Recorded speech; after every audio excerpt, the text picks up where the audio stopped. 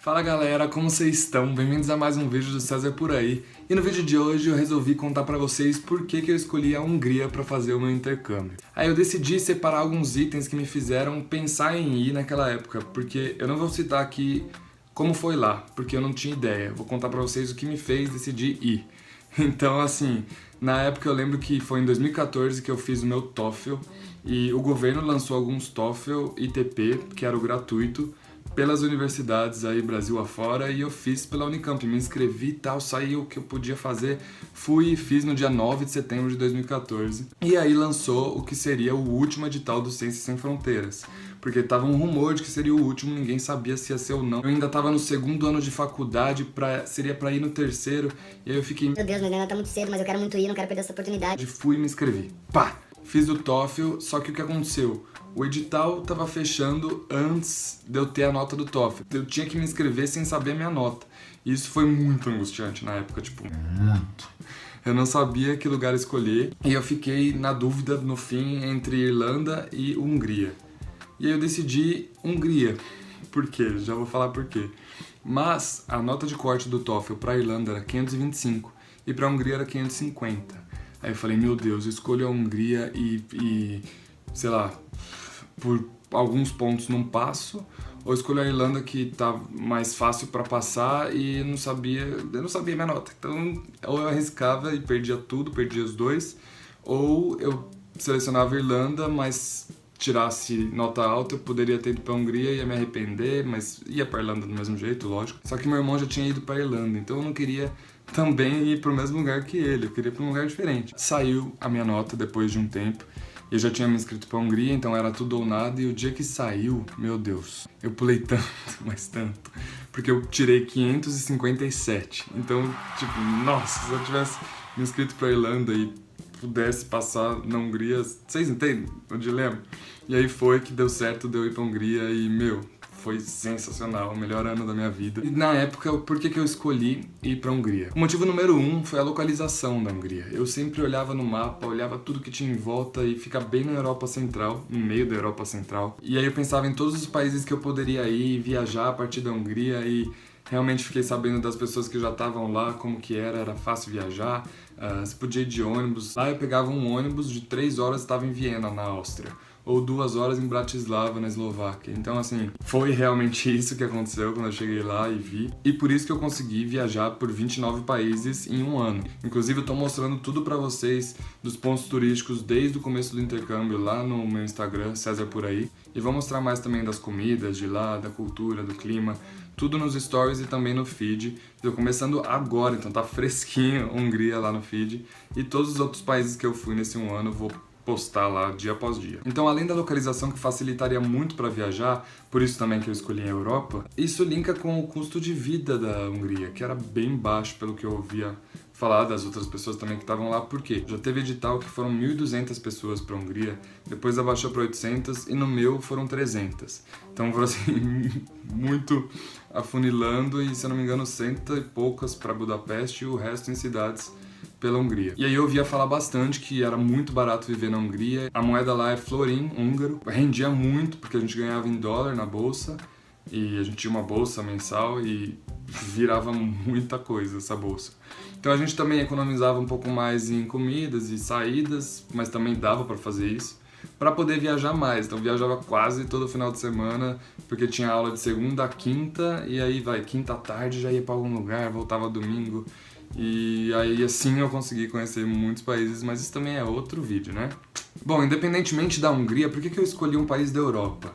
Porque eu queria muito ter contato com culturas diferentes de vários países e foi exatamente o que aconteceu também. Eu morei lá no primeiro semestre com um italiano, um francês, uma belga, um alemão e uma brasileira. E aí no segundo semestre foi um italiano, um tcheco, uma alemã, uma holandesa e aí a brasileira de novo. E a gente ficou juntos, que virou uma puta amiga pra vida também. E aí, ao ter contato 24 horas com essas culturas diferentes, a gente praticava muito inglês, então era 24 horas falando inglês. Eu combinei com a brasileira que a gente não ia falar português na frente dos gringos, porque além de ser um pouco de falta de respeito, a gente não ia treinar em nada o nosso inglês. Então a gente sempre estava falando inglês quando tinha pessoas de outras nacionalidades em volta.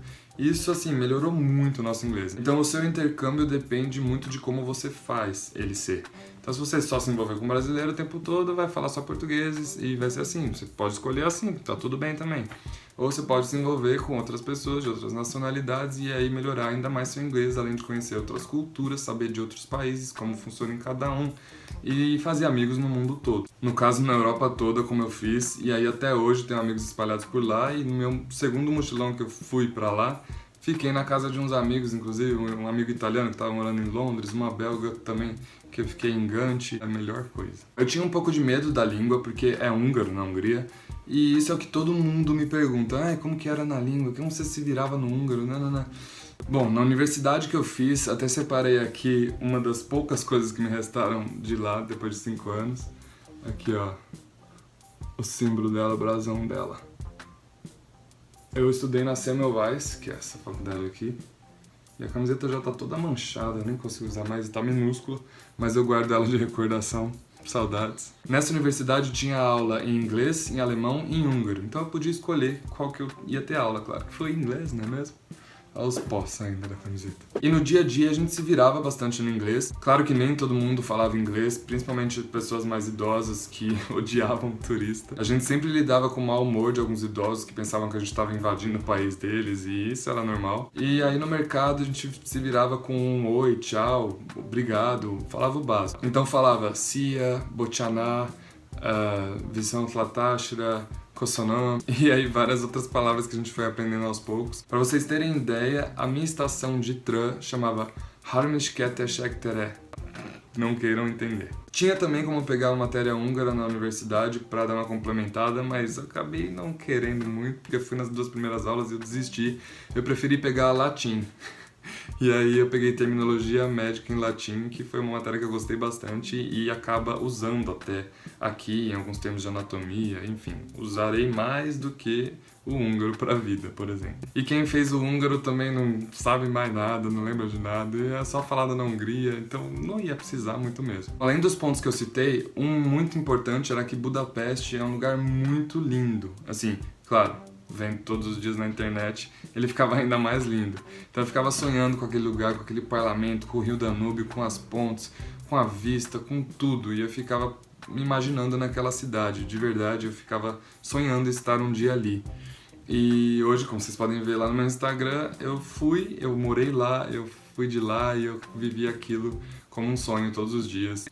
Peguei -13? Em algumas épocas, peguei -13, mas depois ficou tranquilo e você acaba se acostumando com o frio. Eu costumo dizer que Budapeste é uma Paris subestimada, porque ela é tão romântica, tão linda quanto, mas as pessoas não dão o devido valor. E claro, é muito mais barato, então meus pais quando foram amaram, todo mundo que foi me visitar amou demais.